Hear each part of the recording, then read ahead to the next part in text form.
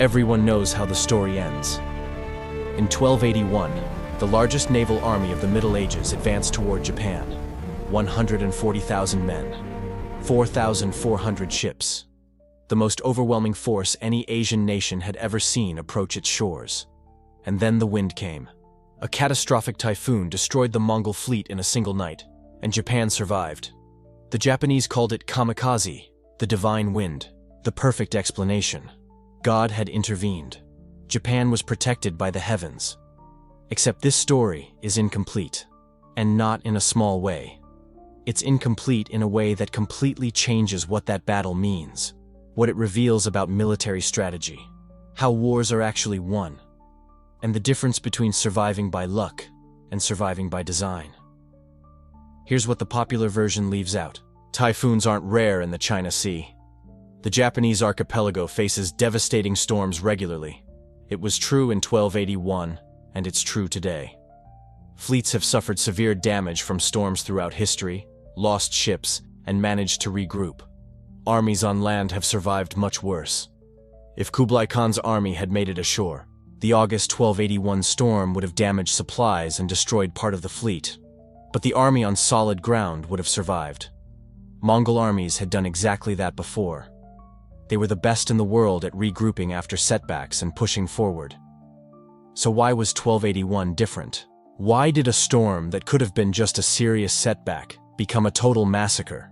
70 to 90% of the ships destroyed, between 60,000 and 100,000 men killed or drowned in a single night. There was something in that bay that history forgot to mention. It wasn't supernatural. It wasn't luck. It was stone. Engineering. A decision made 7 years earlier by men who analyzed 1274's defeat with cold eyes and understood what it took historians centuries to figure out. The Battle of 1281 wasn't decided by the typhoon. It was decided long before the first Mongol ship appeared on the horizon. It was decided by people who built something the popular narrative never wanted to acknowledge. Because engineering doesn't sell stories the way divine intervention does. Today we're going to tell you that true story. The story of how a stone wall, built along 20 kilometers of coastline by anonymous workers over a 2-year period, turned a typhoon from a bad storm into total annihilation. How Japanese engineering created the most decisive secret weapon of the entire invasion, one that history books ignored for generations. And why the divine wind was only divine because Japanese engineers did the groundwork first. Stick with me, because what you're going to learn here will completely change how you understand this battle, and perhaps how you understand victory and defeat in military history as a whole. It was November 1274, and Japan was dying. 30,000 Mongol soldiers landed in Hakata Bay in northwestern Kyushu, and what happened in those first hours was such a shock that Japanese defenders could barely comprehend what they were facing. It wasn't just the numbers. The enemy was playing a completely different game, with rules Japanese warriors had never seen. The samurai of Kyushu arrived as they always did, with honor, with ritual, centuries of protocol defining how noble warriors should fight. It made sense. In a culture where conflicts were usually between Japanese clans, ritual dueling settled disputes without turning battles into massacres. A champion would step forward, proclaim his lineage and deeds, demand single combat. The enemy would respond in kind. Then the duel began, with honor for the victor and the dead. The Mongols didn't care about honor. What the Japanese samurai faced were tactical formations they'd never seen. Soldiers in disciplined units advancing together, responding to drums and horns, covering each other with crossfire volleys of arrows. Mongol combat logic was industrial, not individual duels, but maximizing lethal efficiency. While a samurai advanced with dignity for single combat, a hail of projectiles came from multiple angles at once. No honor, just efficiency. Then came the tetsuhao, bombs. Ceramic shells packed with gunpowder, iron, and stone shrapnel, launched by catapults with precision the Japanese had never seen. They didn't just kill on impact, they killed through fragments, fire, smoke, and pure panic in horses and men who'd never heard anything like it. Japanese horses, trained for normal warfare, went wild. Riders lost control. Formations fell apart in seconds. Add mass arrow volleys, hundreds of Mongol crossbowmen firing simultaneously, blanketing entire areas with projectiles. And the effect was paralyzing. A lone Japanese warrior with explosions erupting around him and arrows falling like rain can't do anything effectively. He's just reacting, never in position to execute the combat he trained his entire life for. Hakata almost fell. Japanese defenders got pushed back, and back, along the coast, into the city. The Mongols advanced with terrifying mechanical precision, like they were checking off another conquest on an endless list. Persia had fallen this way, Baghdad, Korea, China, after decades of resistance that gave way to Mongol inevitability. Japan was just another item. But that night, something changed. A minor storm, not a devastating typhoon, just enough bad weather to worry commanders, spooked the Mongol leadership. Their ships were anchored in an open bay. Land losses were substantial too. The Japanese were devastatingly effective in close combat. And something about the Japanese defenders threw off their calculations. Even when tactically crushed, even when retreating, they didn't break like other enemies. They died where they stood. No fleeing, no surrender, no collective panic. The Mongol fleet retreated. The storm sank a few ships. Japan woke up the next day still alive. Barely. Not masterfully. Pay close attention. The Japanese didn't win in 1274. They survived. The difference between those two things is exactly what makes what happened next extraordinary. The right people learned the right lesson. The wrong lesson was, the gods protected us. The storm saved us. Hakata is safe. Comfortable narrative. It justified doing nothing differently because, after all, you'd been protected by the sacred. But Japan's military leaders learned something darker. Our way of fighting is completely inadequate. If the Mongols return, and they will, because Kublai Khan doesn't accept defeat, no storm will save us twice. They had something few medieval states would have: the clarity to understand that luck isn't a strategy. They needed a system. Before Kublai Khan sent the next fleet, the shogunate's response to the 1274 invasion was unprecedented. They summoned more troops, yes. They developed new combat tactics to counter Mongol warfare. Samurai trained in cohesive units instead of individual duels. But the core decision, the game changer, was this: build a stone wall along the entire length of Hakata Bay. 20 kilometers of continuous coastal fortification. 2 to 3 meters high, 3 meters wide at the base. Built right at the waterline along the entire coast where the Mongols had landed and would certainly return. The shogunate distributed the project among Kyushu clans. Shoni, Otomo, and local lords each got specific sections. Think about what that meant logistically. Feudal Japan in 1275 had no cranes, no concrete, no modern machinery. Just stones, laborers, feudal organization, and men who knew exactly what was coming. Every single stone block had to be quarried, transported, positioned, and set by hand. 20 kilometers means hundreds of thousands of blocks. All completed around 1276. Less than 2 years after the invasion. This wasn't built slowly. It was wartime haste. What makes this wall truly genius isn't just its existence or scale. It's what it was designed to do. And more specifically, what it was designed to prevent. Any amphibious invasion relies on one simple principle that hasn't changed since the Greeks. The attackers need a beach. They need to touch bottom, get out of boats, organize on solid ground, establish a beachhead. It's in that water-to-land transition that an invading army is most vulnerable. Disorganized. Partially wet. Maintaining formation under fire. Standing on shifting sand instead of solid earth. The stone wall made that impossible. No open beach at Hakata anymore. Instead of sand, invaders would find a vertical stone wall rising from the waterline. 2 meters of granite and slate. Trying to scale it under arrow fire, from rocking boats, against elevated defenders with cavalry ready to reinforce within minutes, it was suicide. Here's the tactical genius: the width of the top, 3 meters.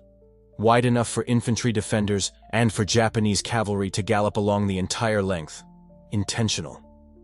If the Mongols concentrated force on one point, riders could be deployed from anywhere along 20 kilometers to reinforce in minutes. No weak point that couldn't be reinforced. The Japanese engineers didn't just deny the enemy a beach. They built an active defensive line, one that could concentrate force wherever needed, faster than attack boats could ever respond. Think about it. Is there a more elegant solution? A defense that stops the attack and uses the assault's own geometry against it? The Mongols were superior in almost every metric: soldiers, weapons, experience, resources. The wall didn't compete on those terms. It simply removed the premise they relied on: the ability to make landfall. The wall was ready in 1276. Defenders took their positions. The wait began. Kublai Khan didn't make them wait long. To understand the years between 1274 and 1281, you need to understand Khan. Not an abstract historical figure, but a man with ego, reputation, and political responsibilities in a system built on perceived invincibility. Kublai Khan was Genghis Khan's grandson. He'd conquered China, crushed the Song dynasty after decades of total war. He ruled the largest contiguous empire in human history, from the Pacific to Eastern Europe. Nations that resisted Mongol power were literally wiped off the map. Entire populations destroyed as warnings. Japan had repelled an invasion of 30,000 men. For Khan, this wasn't just military defeat. It was a rupture in the narrative of Mongol invincibility, the narrative that kept vassal nations obedient and discouraged resistance. If Japan could repel a Mongol army, what did that tell Korea? Vietnam? Southeast Asian kingdoms being coerced into submission? He sent ambassadors. He demanded submission, tribute, recognition of UN supremacy. The Japanese responded by executing them. In a culture where diplomatic inviolability was sacred law, this was total war, not a refusal, deliberate defiance. A message: Japan didn't respect Mongol power. The response would be definitive, something the medieval world had never seen. Khan spent the next years preparing a campaign requiring logistical coordination across thousands of kilometers of ocean and land. The strategy was audacious. Not one, but two independent forces from different directions, converging on Hakata with pressure no defense could absorb. The Eastern Route Army would launch from Korea, backed by Goryeo logistics. The Jiangnan Army, the largest, would launch from southern Chinese ports Yuan controlled since conquering the Song. The final numbers were almost impossible to process. Eastern Route Army, approximately 40,000 soldiers, 900 ships. Jiangnan Army, approximately 100,000 soldiers, 3,500 ships. Combined, 140,000 men, 4,400 ships. For perspective, the Spanish Armada that attacked England in 1588, considered one of history's greatest naval expeditions, had 130 ships. Khan was sending 35 times more. In manpower, the Mongol invasion was larger than any combined force medieval Europe could imagine. Japan knew what was coming.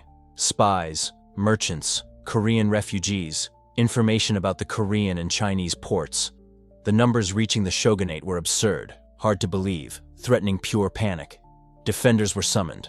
The wall was inspected and reinforced. Samurai mobilized from all over Kyushu.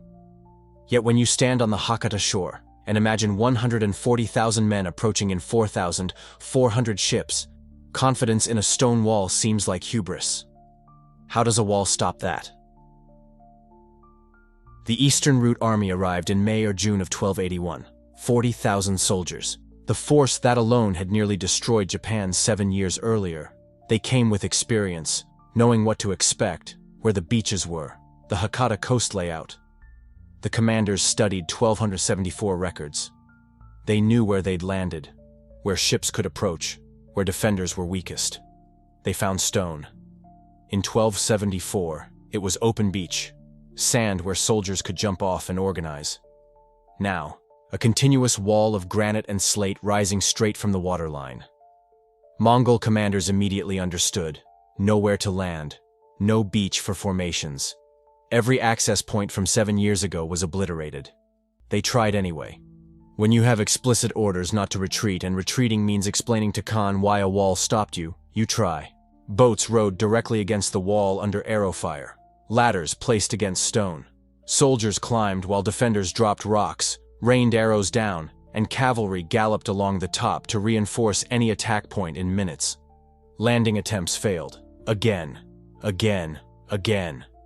The Eastern Route Army was trapped offshore. Khan's explicit orders: Hakata Bay is the objective, no retreat. So the fleet stayed, 40,000 men in 900 ships, anchored in an open bay, under suffocating Japanese summer heat, waiting for the Jiangnan Army.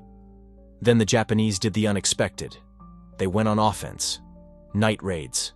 I know, you came for epic naval battles, not maritime guerrilla tactics. But pay attention, because what Kono Michiari and the other raiders did proves the Japanese understood something the Mongols didn't. The battle wasn't won on the wall. It was won in time. Every night of raiding was another night the Mongols deteriorated at sea, waiting for the Jiangnan army.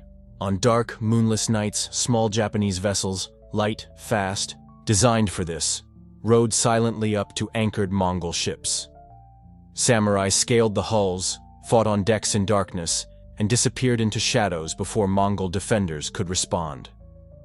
Kono Michiari became legendary for leading these night strikes. Casualties, destroyed supplies, burned ships, and most importantly, 40,000 men in constant tension and sleep deprivation. Imagine being on one of those Mongol ships. You've been at sea for weeks, anchored in an open bay under draining heat. Food and water are running low. You counted on resupplying on land. Land behind a wall you can't climb. Every night brings attacks from the dark without warning, vanishing before you can respond. You don't sleep. You don't eat enough. And the wall that should have crumbled in the first week is still there. Unchanged. Solid. Weeks passed like that. The Eastern Route Army wore down without fighting a real land battle. Disease spread in cramped ship conditions. Heat, humidity, poor sanitation, spoiling food. Fresh water dwindled. Morale, for men expecting victory weeks ago, plummeted toward despair. And the Jiangnan army still hadn't arrived. The trap was closing. The Mongols didn't know it. In late July 1281, the horizon around Hakata Bay went dark with sails. The Jiangnan army had arrived. 100,000 soldiers, 3,500 ships. Combined with the Eastern Route Army still offshore, 140,000 men and 4,400 ships gathered at one point on Kyushu's coast. From the Japanese wall, it was indescribable. The sea disappeared beneath wood, sails, and human bodies. Defenders saw the enormity in a way numbers couldn't convey. It was the largest military force the medieval world ever produced, miles away, separated only by stone and water. With combined forces, attacks on the wall intensified. Multiple points along the entire 20 kilometers were hit simultaneously. All-out pressure to find the breaking point stretched defenders beyond capacity. Assault teams took turns maintaining continuous pressure, while defenders exhausted themselves covering everything. The wall held everywhere. But here's the irony at the heart of this story. Irony no Mongol commander realized until too late. By gathering more force, by concentrating overwhelming superiority exactly as conventional military logic dictated, they made themselves exponentially more vulnerable. 140,000 men on 4,400 ships need food, fresh water, physical space. A 40,000-man force can sustain itself for weeks at sea. A 140,000-man force depletes supplies in a fraction of the time. All that food, all that fresh water had to come from land, behind a wall that wouldn't yield. And there was something more immediate, physical space. Hakata Bay is finite. 4,400 ships in a bay isn't an organized fleet. It's a nautical traffic jam. Tangled anchors, hulls scraping against each other with every current shift or wind gust. Ships needing to move, resupply, respond to attack, maneuver, encountered other ships everywhere. The fleet designed as a weapon became an immovable mass, trapped by its own size. From the Japanese defenders' perspective, something extraordinary happened. The wall had transformed the largest naval army of the Middle Ages into a floating prison. Every additional man Khan sent didn't make invasion more likely. It made total disaster more likely. The force supposed to be overwhelming became, because of a stone wall, a mob trapped between water and stone. No room to maneuver, not enough food, no ability to act. Wall defenders were exhausted. Nightly raids continued. Japanese casualties mounted. But the stone structure anonymous engineers built in 1275 and 1276 remained. Unshakable. August arrived. In the Northern Hemisphere, August in the China Sea has a specific name: typhoon season. On August 15, 1281, the weather changed. Not gradually, no warning. The storm that hit Hakata Bay that night was a severe typhoon. Winds tearing masts off well-built ships like twigs, waves capsizing warships like toys. Rain so heavy visibility was 0 at 2 meters. And the Mongol fleet was perfectly positioned for destruction. Not bad luck. Geometry. 4,400 ships crammed into insufficient space, tangled anchors, unable to maneuver together, unable to run for open sea where deeper waters meant longer regular waves, no way to escape. A typhoon hits a normal fleet with room to maneuver. Captains turn bow into the wind, position that lets the hull cut through waves instead of getting hit broadside, which capsizes. Reefed sails maintain control. Ships in good depth experience longer, predictable waves. Many ships are lost, but the fleet survives. Now imagine a typhoon hitting 4,400 ships jammed in an enclosed bay. To turn bow into the wind, you need space. There was none. Ships trying to maneuver crashed into others before completing the turn. Storm currents pushed ships against coast, against the stone wall, against other ships. Ships that broke anchors, battered by waves, drifted into the mass and triggered chain reaction collisions. Ships trying to pull from shore found other ships blocking their path. Industrial-scale mechanical catastrophe. And the men had no solid ground. That's the critical part. The wall made landing impossible for weeks. 140,000 men at sea. When the storm hit, nowhere to run. No safe high ground. No shelter except wooden hulls being smashed against each other and against stone. Without the wall, 1281 looks different. The Mongols would have repeated 1274, fight ashore, likely less resistance, establish beachhead, move most troops to solid ground. By storm time, most men would have been on land. Severe fleet damage, supplies destroyed, ships lost, logistics compromised. But the army survives. 100,000 men on Japanese soil with compromised logistics still presents a very different problem than a destroyed offshore fleet. With the wall, history records 70 to 90% of ships destroyed in one night. 60 to 100,000 men killed or drowned. Survivors who reached beaches were captured or killed by samurai waiting on the wall's other side. Khan's combined naval power, built up over years, consuming resources from China and Korea, was annihilated. The kamikaze was lethal, absolutely lethal. But not because gods intervened, because Japanese engineers built a perfect trap in 1275. And 140,000 Mongol soldiers unknowingly walked into it for weeks. The storm was the mechanism. The wall was the weapon. It took historians centuries to recognize the wall's role. Not hard to see why. The kamikaze narrative served purposes the stone wall narrative didn't, and served them so well that replacing one meant political and cultural loss, not just historical correction. For medieval Japan, the gods protected us was extraordinarily powerful.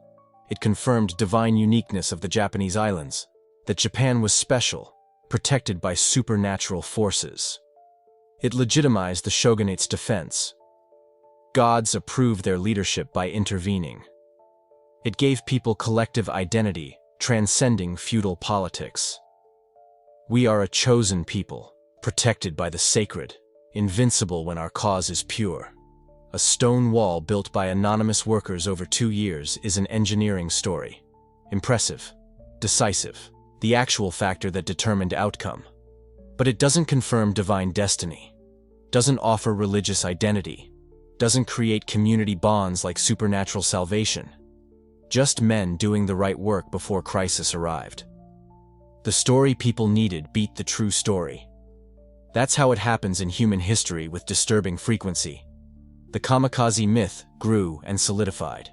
6 centuries later, it resurfaced in the darkest context. Young Japanese pilots in WFU, named after the divine wind of 1281, flying suicide missions against American ships, believing they were channeling divine protection that saved Japan in the Middle Ages. Dark irony.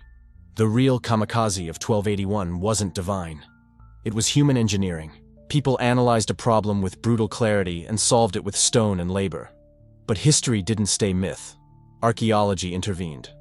In the 20th century, divers and researchers in Hakata Bay waters discovered what records described. The Hakata coastline shifted over centuries. Erosion, sediment, sea level changes. Sections at the waterline in 1281 were now underwater. Archaeologists found exactly what records said: granite, slate, well-planned masonry with consistent technique at recorded scale. You can see pieces today, not a legend. It existed. It worked. The counterfactual archaeology supports is clear. Remove the wall from 1281, and you get an invasion ending with Japanese occupation or barely surviving like 1274. Add the wall and the August typhoon goes from serious setback to annihilation that permanently ended Mongol ambitions. This matters beyond this battle. Mongol history is full of defeats where the popular narrative chose convenient explanations and ignored the underlying system. Mongol invasion failures were rarely bad luck. They were enemies who understood something fundamental about Mongol warfare and built systems to neutralize it. In Egypt, the Mamluks with cavalry and tactics that mirrored Mongol strategy challenged their supremacy. In Vietnam, terrain and guerrilla warfare nullified Mongol cavalry advantage in open fields. In Japan, it was a wall. The Japan that emerged from August 1281 wasn't the Japan that entered November 1274. But the transformation wasn't military. It was narrative. The kamikaze myth grew at a speed revealing what humans do with survival experiences defying rational understanding. Shrines built, prayers retroactively credited. Priests and monks who'd prayed for protection got credit rightfully belonging to engineers. The supernatural explanation didn't just survive, it thrived because it answered something engineering couldn't: the need for meaning. The need to believe survival mattered on a cosmic scale, not just because your shogunate made good logistical decisions. The wall slowly neglected. Without constant Mongol threats requiring maintenance, Kyushu clans had other problems: internal disputes, feudal obligations, complicated medieval politics. The structure costing years of collective labor gradually deteriorated. Sections sank as the coastline shifted. Within generations, most Japanese forgot it was ever built at such massive scale. On the Mongol side, Kublai Khan never accepted defeat as final. That says something about the man. Losing 100,000 men and 4,000 ships didn't extinguish his ambition. He planned a third invasion, commissioned more ships, mobilized more resources. Preparations were underway, the world's largest empire's war machine slowly gearing for another attempt, when the inevitable achieved what no army could. Khan died in 1294, 13 years after Hakata, and his dream of invading Japan died with him. His successors inherited an empire with far more pressing problems than trying again against an enemy that had destroyed 2 combined armadas. Japan wasn't invaded by a foreign power again until 1945, 664 years later. When those kamikaze pilots took off in Waithfaz, named after the divine wind of 1281, most knew little about the wall that made that wind truly deadly. They carried a myth outliving the truth that birthed it. They died for a story that history makes even more tragic. The original divine wind wasn't divine. It was human labor, engineering, foresight. The second kamikaze invocation, 6 centuries later, failed because it relied on what the first only pretended to rely on: supernatural intervention, not system. The lesson 1275 Japan taught was too quiet to remember. The lesson: when facing vastly superior forces, more troops, better weapons, better logistics, more experience, don't compete on their terms. Change the battlefield. Understand exactly what the enemy needs to win, the fundamental assumption their advantage rests on, and remove it before the fight begins. For the Mongols in 1281, that was simple. They needed a beach.